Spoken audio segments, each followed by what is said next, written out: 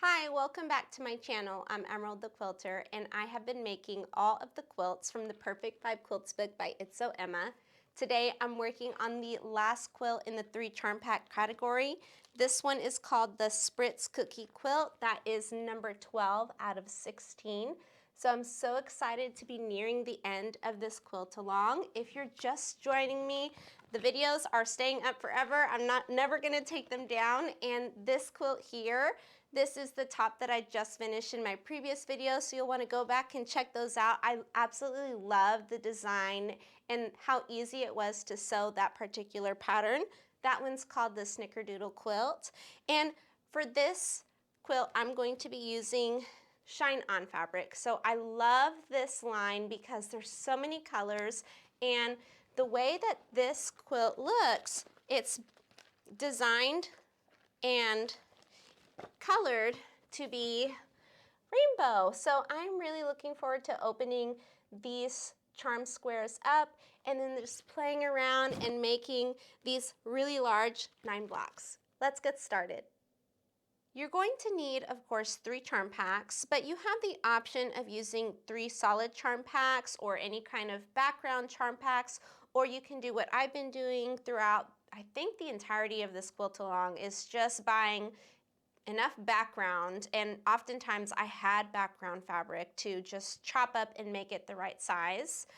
Didn't really impact the way that the quilt top was constructed too much, and I was lucky enough to have the original white on white with little rainbows from this Shine On line from a previous quilt kit. So I had just enough, and for the blocks, I had just enough for the blocks. What I don't have enough of is for the sashing and the border. So I've got some options.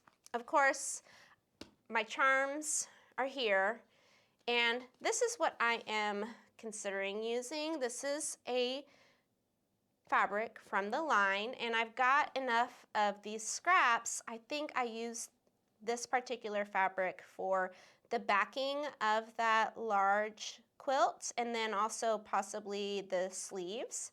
And then the other option, and I'm thinking this might be gorgeous for the border with some like diagonal grid quilting or just floral quilting on it with white thread. I'm just thinking. So this might also be a nice option for the sashing if I also choose to use this with the border. I'm not sure, but I pulled them out and I'm gonna leave them out until I'm ready to decide. We're going to need 36 pairs, 36 fabrics with paired fabric. So you're going to need, for example, 2 of these, right? And so you can see how pretty they are. You're also going to need a separate charm pack, so 2 for the pairs, and then your 3rd charm pack is going to be for the B and C units. I love these little bees, super cute.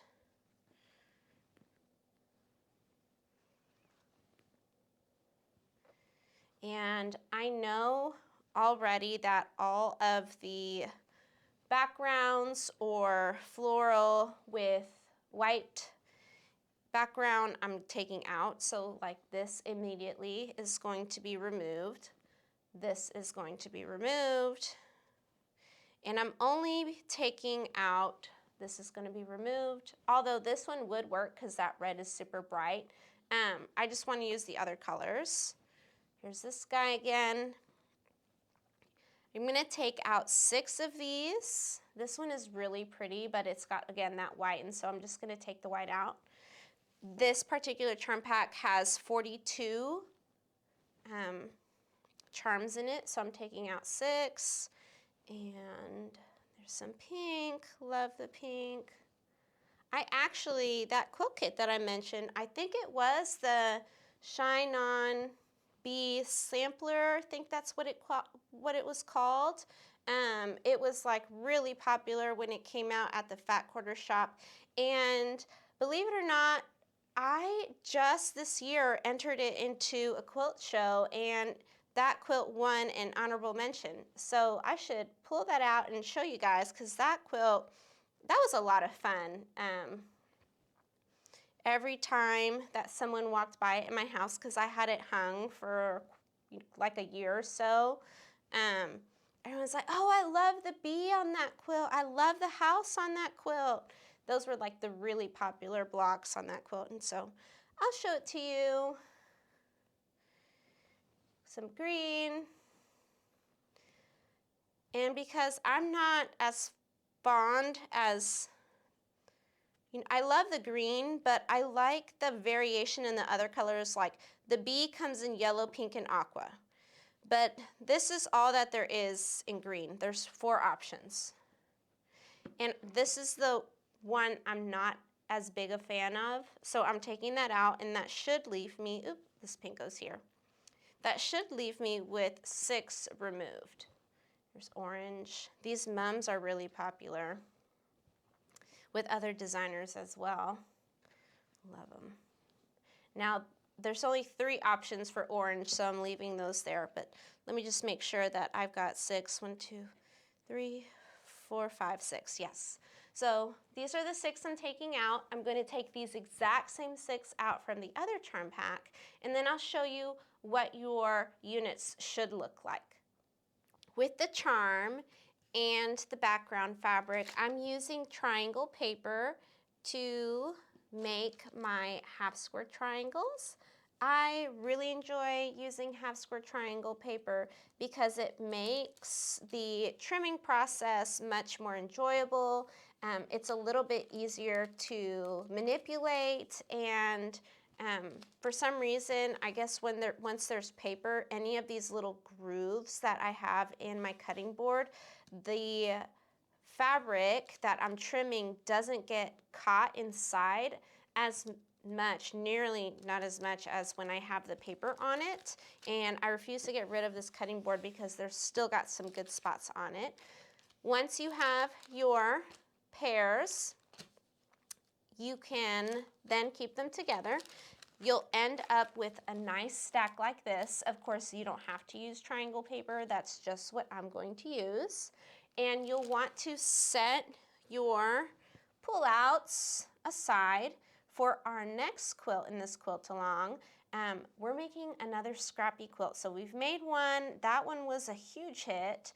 We're going to make another one because the scraps are growing with all these charms that we have. So set that aside. Now, before I forget, keep in mind that these are for your A's and B's. And then you'll end up with something like this.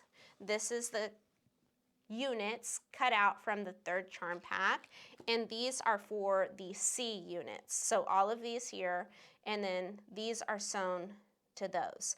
Notice that I kept the same fabrics together as well, and you'll want to do that throughout the sewing of this particular quilt. Now we're ready to move to the sewing machine. To make the block, you're going to pick 4 different colors for your corners. So I'm, of course, going to use the bee because I really like the bee. And I want to use the orange, greens, and yellows separately so that they are scattered around the quilt, because those particular colors I have the least of, and I'm just taking those out. See the difference between the others? And I know there's more colors in here, but just like there's a lot more reds, a lot more navy blues, and so on. So I want to make sure that I have at least one. I've got like a medium print, so now I'm going to pick a little bit of a larger print. I will go ahead and use a yellow, but I will not use a green. That's how I do that. I am going to pick like a stripe, I guess, because there are some nice stripes in here. So I've got red, I've got yellow, and I've got blue. Now, maybe, let's see, can't pick another. And this is red and pink. So can't pick a red, can't pick a pink. I'm just setting that rules for myself. Can't pick an aqua. That leaves me with the navy blues. So I'm gonna pick one of these navy blues and probably either a larger print or a smaller print. And so I am leaning towards the smaller print. So this reads a little bit more solid. I have a variety of colors, I have a variety of different motifs, and a variety of size and motifs. So those are going to be my 4 corners. Now I want to pick the colors that are going to go in between. So you need 2 of these guys. Since I already have, you know, this stripe with red and pink, it's a good idea for me to include something that reads a little bit more red and something that reads a little bit more pink. And so I'm just gonna flip all of these upside down. I think that would be a lot easier, wouldn't it? I'm not going to include another stripe, so I'm setting that aside. I do not think I want any of these gorgeous mums in the center. I know I can't have another bee. So that leaves me with this pink, which is similar to that. I think it would be okay. So I'm going to do one of those. Set this one aside because when you take out one, you don't have a pair anymore for your corners. So you have to take the others out of your, your stack and just maybe label it or just set it aside. I'm gonna put it under my camera just to let myself know that that one is one that's gonna go in between my corners. So now it might be a good idea to include just one of these so that I have the green or the orange or the yellow, maybe not the yellow. There's so few.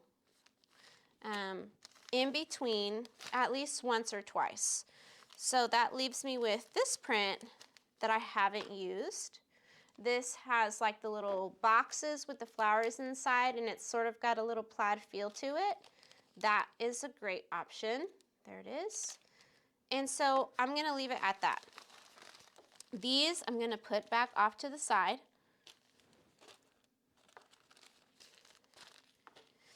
And these are going to be so easy to sew because there's no trimming involved. I'm just going to sew quite a few of those. I don't really have to worry about them because I'm not mixing and matching these with the same intention as I am with these guys.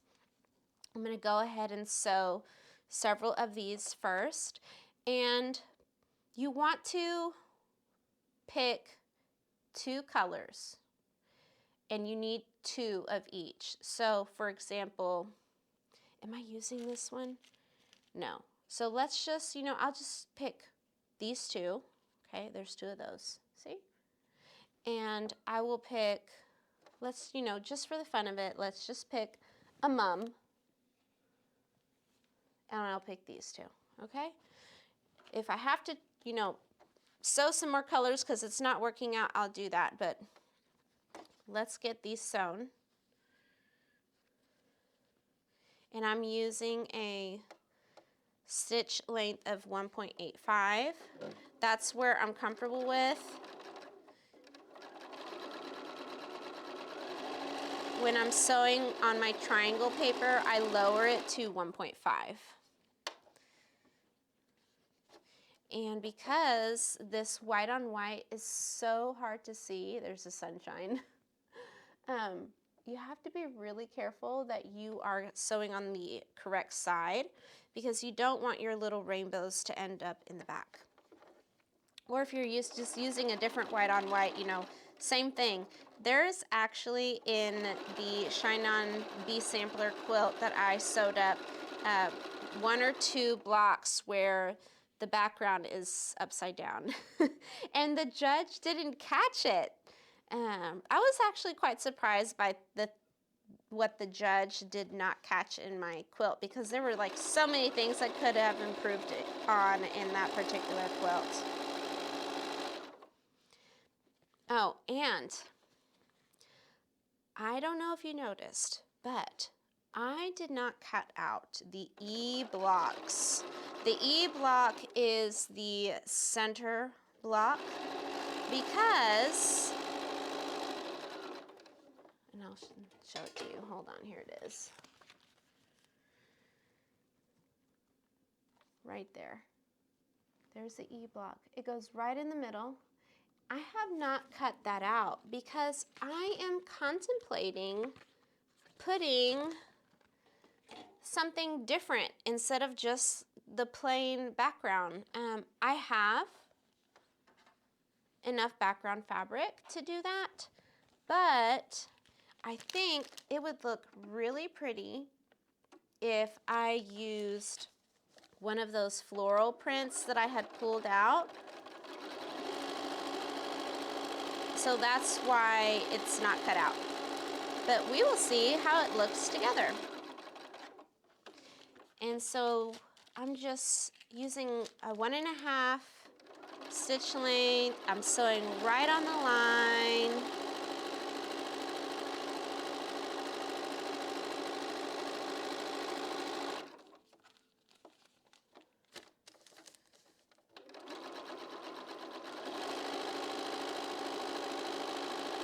I'm using a normal needle. I didn't have to change anything. And would you believe that it's like 80 degrees? Since the last video, it went down to under 30, and now it's, you know, above 70, and it's changing every day. I'm wearing shorts right now. It's hot. I've got the AC going. But that's what Texas is like. It's all over the place.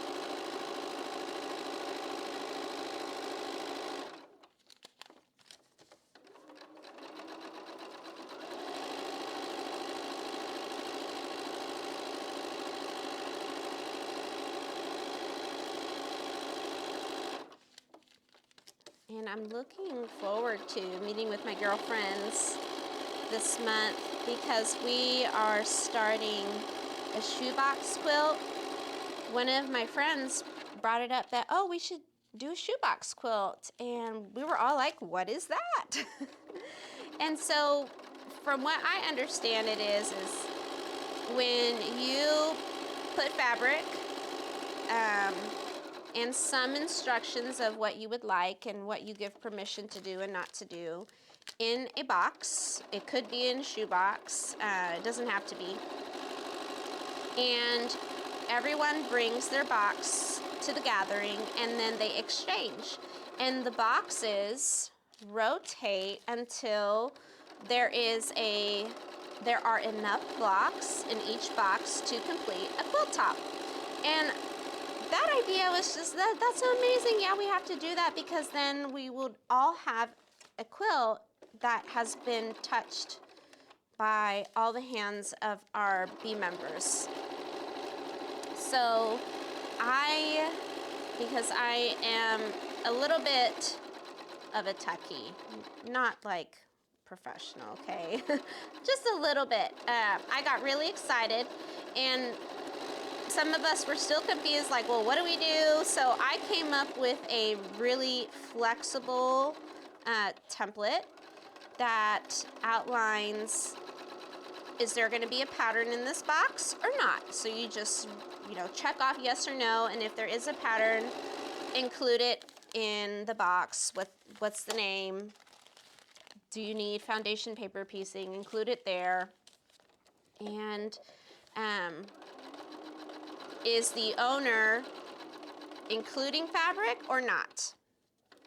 Is the owner allowing for bee members to add their fabrics from their own stash or not? Simple instructions. Also a space on the template for all the bee members to sign. And so I want to share my box with you all because we are starting this month, and I thought you guys might enjoy doing something like that with your quilty friends, I opened up an Etsy shop because like, what was I gonna do with this little template? So I've just got that one little item on my Etsy shop. I can't even remember what my Etsy shop is called. I think it might be like Emerald the Quilter or Quilting with Emerald or something like that. And it's got that one template on there. So I'll show you what it looks like. But if you're interested in printing it out and having a quilt box exchange with your friends, you know, that'd be really exciting. So I will definitely share that with you all. So I'm always about trying new things and learning and just having fun. And I've got like a knot going here. Oh my goodness.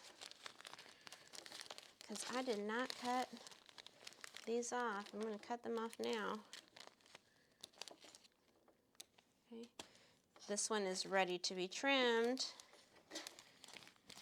All of these are ready to be trimmed.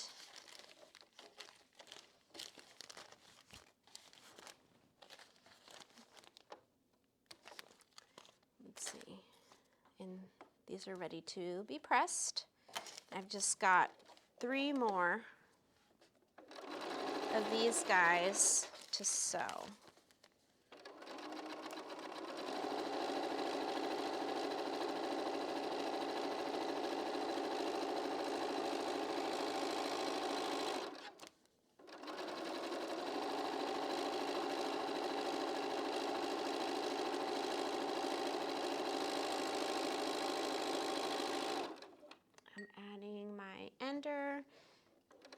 Before you start cutting your half square triangles, remember to remove your pins because the width of the pins underneath your ruler will have an impact on your precision.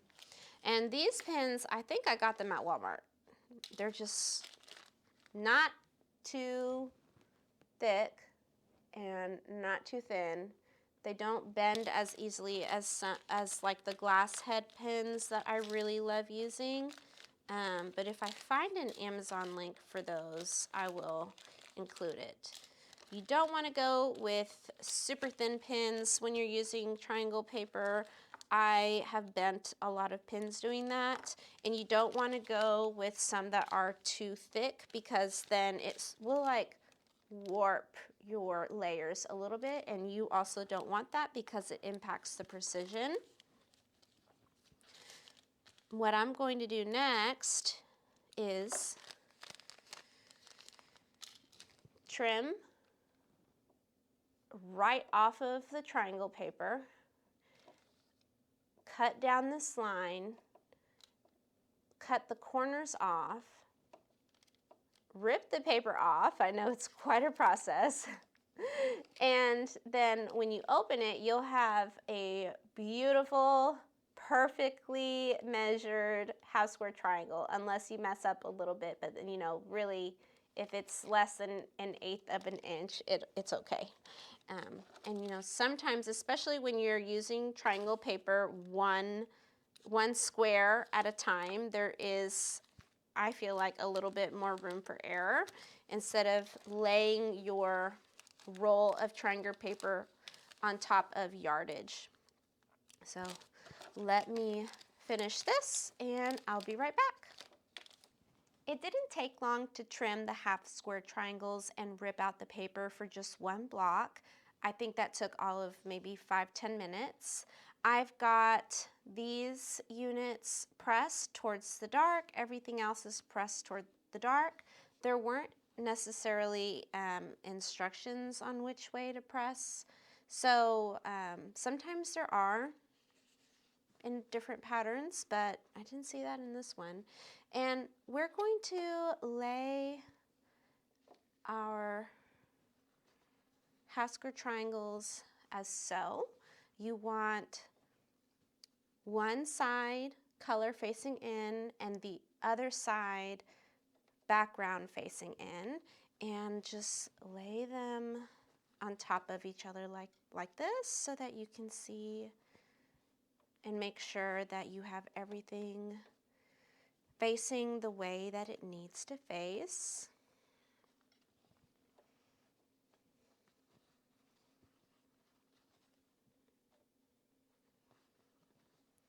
Oh, isn't that fun? The stripes just so happen to go the same direction on this. I did not do that on purpose.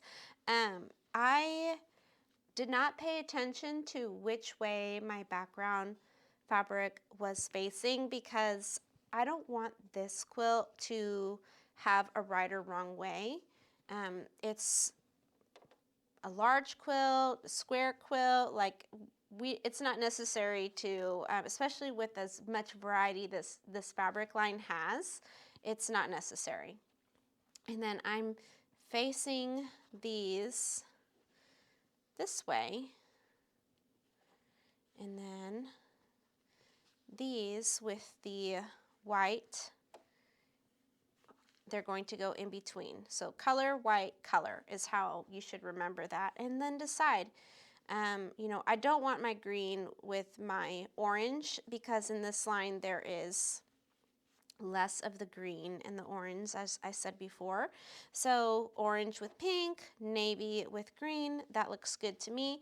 And I'm hoping that once I make this block, and of course I could just sew all the corners and then sew all of these pieces and then play around. There's quite a lot of freedom that you have when working with a pattern like this.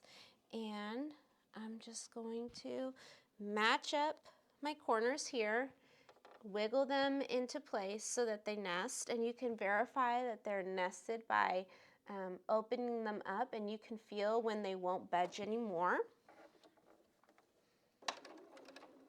Raising my stitch length again.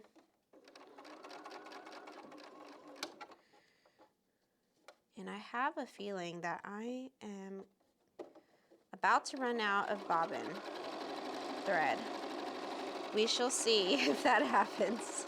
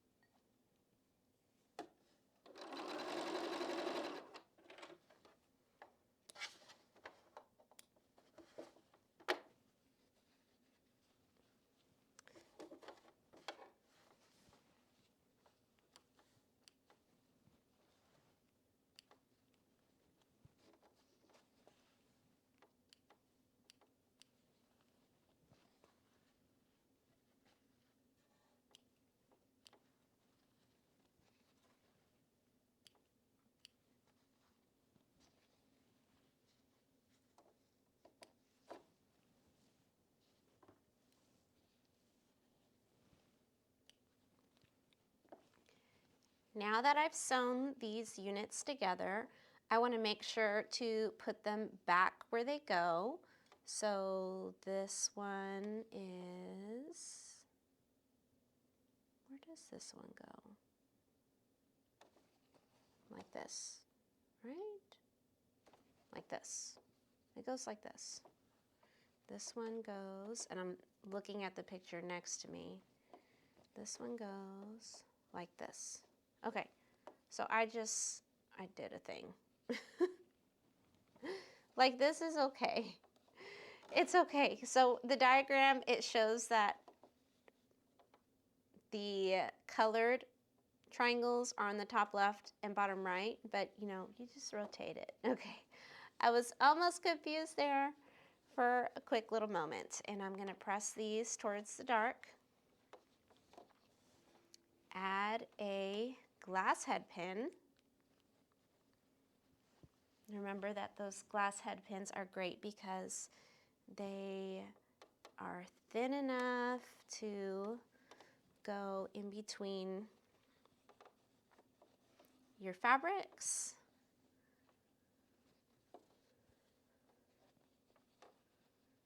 And they will not change the shape of your fabrics.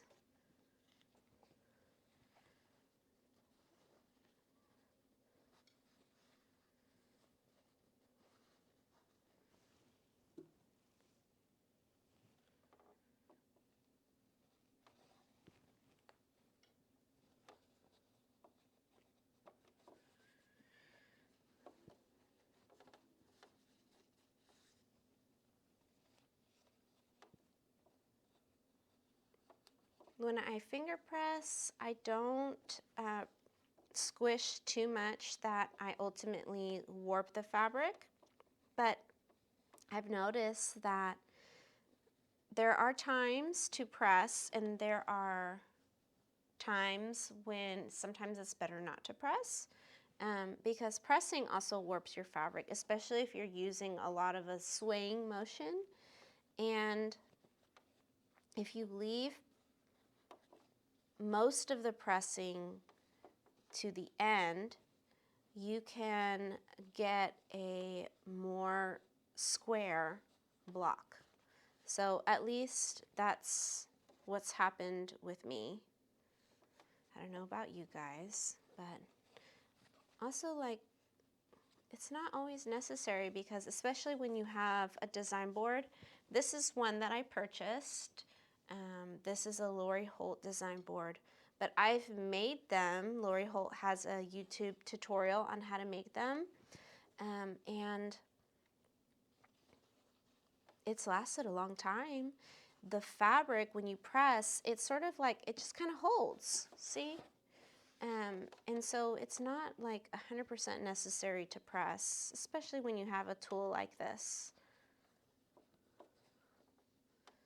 Now, I will say that, like, this is not batting, this white fluffy part. I don't know exactly what that is, but when I made the design boards, I used batting, and the batting over time has like dissolved because I'm using it, putting fabric on and off so much. And then also, like, my son, he's like, what is this thread? Take it. That he ended up just trying to scoop all of it with his fingers and pulled out shreds of batting, and you can see the board underneath. It's like, okay. Gonna have to invest in some better, whatever this is, if I decide to make them again.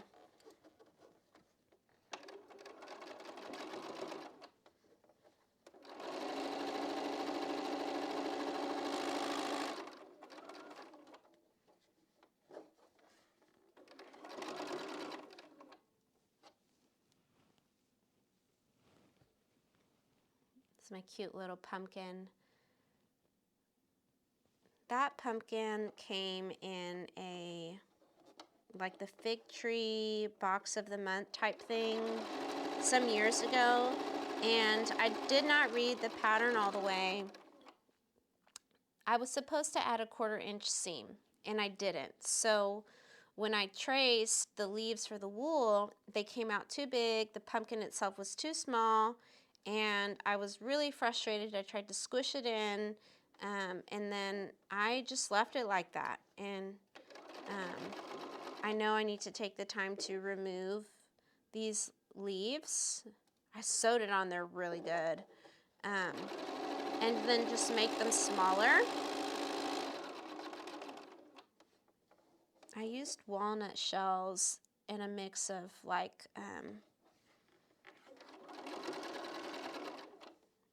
that fluffy stuff for stuffed animals, just the polyester. That's what's in there. It works really well though, and it's still cute. It just drives me insane that it's not the right size. Maybe I'll get that done this year sometime.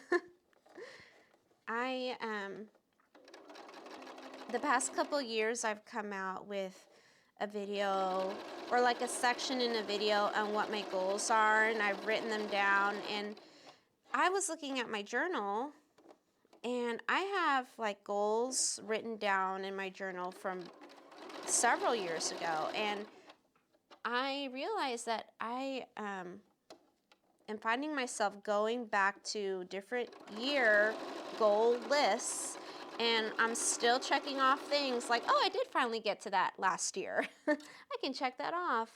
And so this year, when I wrote out my goals, they included a bullet on finishing last year's goals. And so one of the, I guess the big ones that will make a dent in my fabric stash is ensuring that I have backing on every hanger.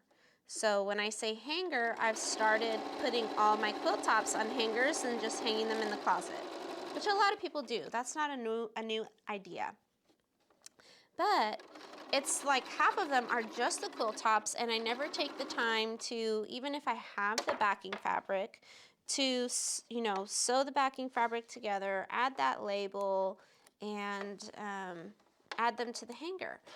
Anytime I do, it makes a good dent in my fabric stash. And not only that, it's sometimes I found myself buying fabric for a backing, and then lots of time goes by and I don't remember what that backing fabric is supposed to be for. And I'm just popping this seam here so I don't have a bump when I go over this on my long arm. And so that's something that I want to do. I'm thinking that if I can long arm one thing a month, that I can also make a dent on what is hanging in the closet. Now, one thing a month might be unattainable for me just because I do have a day job and all that, and I am a mom. But it would be nice to see something loaded on the long arm that's different every month so that I know that I'm making progress. Here's one corner completely done. Isn't that so cute? And the bees, they just so happen to be facing the same direction up and down here, and so are the rainbows, but that's not going to be the case for every single block. And like I said, I don't want this to be directional, so let me press this open and I'll lay them out for you to see. Now this is going to be a really big block. I love it. It's quite refreshing to work with something larger, and you can see that your inner design kind of looks like a shoe fly block. I think a churn dash, is that what it's called? And when you look a little bit away, it looks like a star, which is really nice because I like stars. Remember to keep your corners with color. And then here are the options. So there's this one, which I'm really leaning away from because it's directional. There's this one, which is directional. You can see that's like sideways, and then this is right side up. But it's not too bad. I think that it's too bright though. I think it takes away. So that one is a no. Then there is this one, which has a lot of white on it, in it, and I really like that. That one's a maybe. And here's with just the same one, and you know, I would just rotate these.